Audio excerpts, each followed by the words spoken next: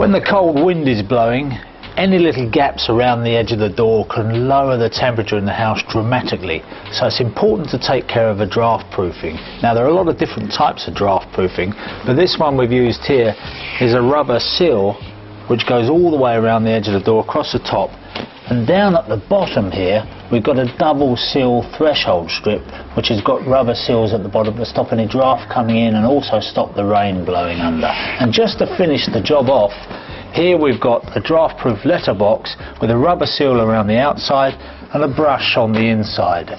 And those three things together can save you an awful lot of money on your fuel bills. The real secret to saving money on your heating bills is the control system. And control systems can be very sophisticated, but as a bare minimum you need a timer programmer, a room thermostat and some thermostatic radiator valves. And if you haven't got these, have a word with your central heating installer. With a Worcester Bosch boiler you can be sure that you're getting the maximum efficiency out of your heating. But in order to keep that heat in the building you have to look at the various aspects such as insulation and glazing. Now if you've got a metal framed window with single glazing, that's probably about the worst thing you can have. So it's worth thinking about upgrading that to a double glazed window. Now you can have a metal frame or more likely a wooden frame or a PVCU frame.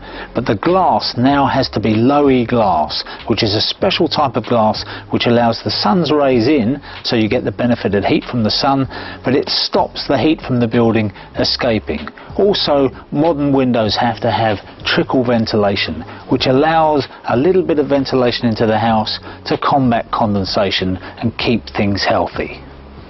If you've got radiators against outside walls, heat can be escaping. But if you stick some foil behind the radiators, it reflects the heat back into the room. But you can't just use ordinary cooking foil. This is purpose made for the job and it's got an insulating layer behind it. And if you don't believe this works, just hold the foil up to your face and feel the heat reflected back. It really is quite effective. In an ideal world, you wouldn't really put furniture in front of radiators, but sometimes it can't be helped. But if you do have to do it, just pull the furniture away slightly so you increase the air circulation around the radiator, and that'll make it more efficient. Around 30% of a home's heat is lost through the roof. And that means that loft insulation plays a very important part in energy conservation. Now, if you've got any less than 200 millimeters or 8 inches in your loft, then it's well worth topping it up, because that will save you money, keep you warmer and help the environment.